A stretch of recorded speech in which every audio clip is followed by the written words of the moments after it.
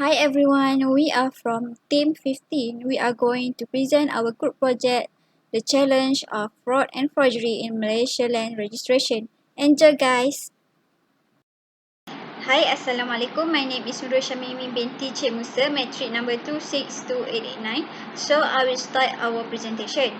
For the introduction, land administration in Malaysia follow the torrent system originated from South Australia.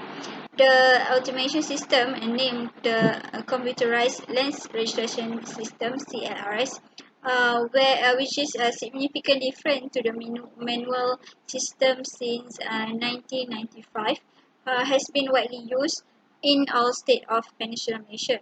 Fraud and forgery of records are classified as white-collar crimes because they involve the alteration of document with intent to deceive others. Next is despite in land fraud lead to discomfort among registered owners because it can easily converted and announced. So the fraud and forgery problems in Malaysia include the weak jurisdiction of registrar or land manager, the lack of interest among legal practitioner and oath commission, and the abuse of power. My name is Nur Hidayah binti Abdullah and my matric number is 267690. So here is the objective of our project. Where the first is to identify the common types of fraud and forgery in Malaysia land registration, and the second is to examine the challenges of fraud and forgery in Malaysia land registration. Here are some of the findings that related to the topic of this project, where the first is from the Chartered Institute of Management Accountants in year 2009. The article said that fraud is described as the unethical use of deceit to make a personal benefit for oneself or cause a loss for another. A theft, collusion, embezzlement, money laundering, bribery, and extortion are all examples of fraud. The second is from the Ainur Jaria binti Maidin in year 2009, where many cases of land transfer evasion in Malaysia could have gone unreported or are now pending in the court. Although the dishonest offenders will be prosecuted, the claimants are uncompensated for the losses that the state should have promised. Next is from Nur Shahriza Abdul Karim. The article said that the existence of fraud may impose serious implications to the indivisible title conceptualized by the torrent system in land registration. The economic value and development of land highly depend on the security of title, which ensure the right to ownership upon transfer. Hence, this will ensure the security in the land market where various transactions can occur such as sales, purchases, loan, mortgage, and so on, with full confidences from buyers and the owners. Next, addition to the fraud, which is highly risky in the land administrative industry, attention must be also paid in reducing the risk that is highly vulnerable in the electronic environment, such as attacks that can cause corruption to the databases and in system application. Lastly, from Yusri Zakaria in year 2020, the risk of fraud by compromising network and system could be reduced by ensuring a higher security has to be implemented, such as data involving transactions related to registration records and particulars need to be encrypted at the application layer. The access to the land office facility need to be protected with sufficient access control, and the requirement of validation for contractor personnel to access the facility. That's all.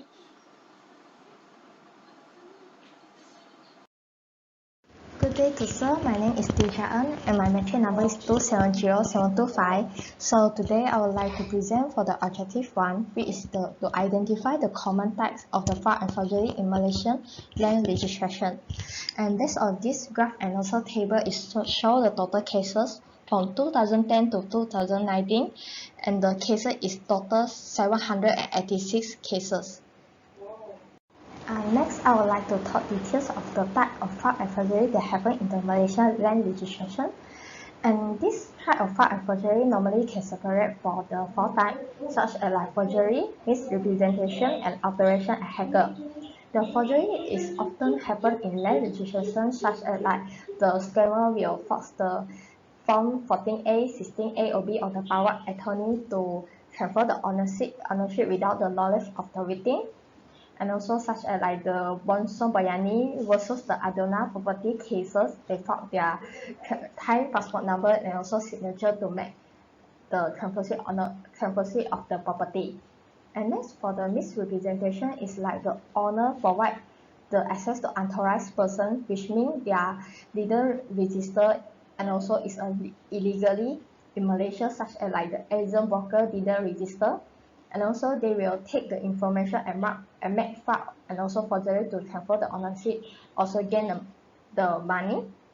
And so for the fraud operation is like always happen in the land office, such as like the official, the part-timer, they have right to access the system like e-Tanah, and also they will obtain the privacy information from the victim and also to make the fraud cases.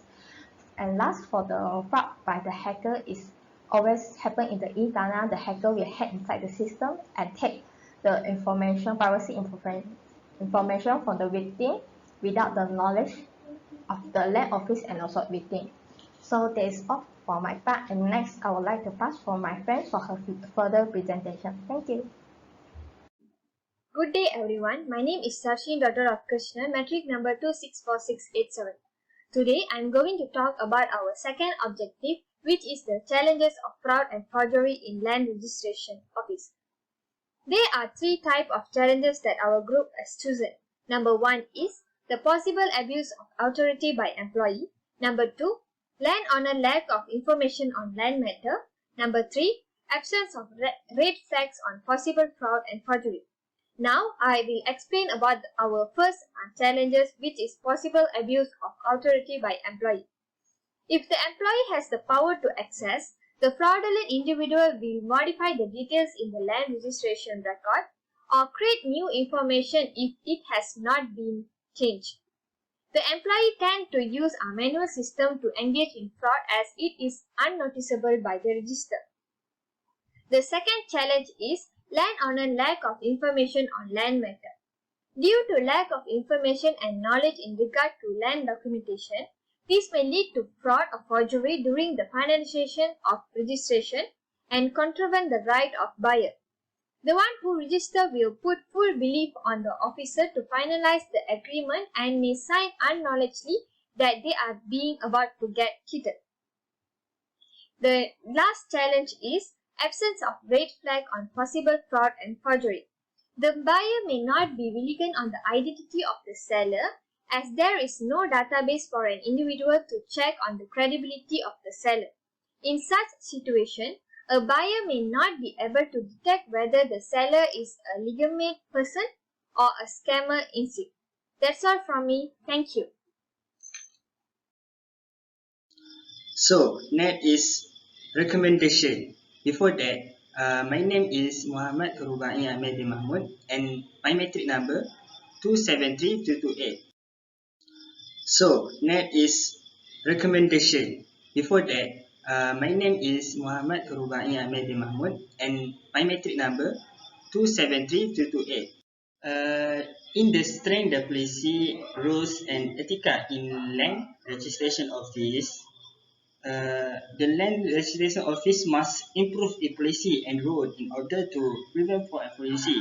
For example, the employees who are involved will be fined and sustained to prison. However, a code of conduct or standard policy and rule would not be enough to prevent fraud. Uh, Therefore, the ethical behaviors must become ingrained in the organization culture. For example, senior management become their role model. Secondly, provide the training and resource to employee for the detecting the forgery and fraud. So in human resource in land registration office also can provide the training and resource to employee for detecting forgery and fraud. In this training, they concentrate on gaining a better understanding of the fraud issue and what motivates workers to commit fraud. This is include critical fraud prevention method and procedure as well as best practice for designing and applying anti-fraud measures. Next is improve the safety of land registration systems such as e-Tanah system. This is can enhance the system protection by requiring authentication or a password while using a header of the system service. This is strictly the requirement for each user when they sign up and register their account with the land office using their own fingerprint in order for the land office to identify fraud and forget offences. Since the fingerprint registered method can only be used for one account, they also can install antivirus software to protect against hacker. So our conclusion is the current situation, problems and difficulties of land management in Malaysia have been described and highlighted by our group in this group report. To date, records sent to the Department for Lands and Mines indicate that the most instance of fraud happened before the registration of land titles. Finally, the Malaysian land registry system is standardized, accurate, and give some guidance. In that sense, fraud and forgery cases will be stopped or minimized in the future by competent and well-trained land registry or regional employees to identify the crime. In short, an improvement in the efficiency of land operation is vital in order to safeguard the transparency of land officers themselves in Malaysia. That's all from us. Thank you for watching.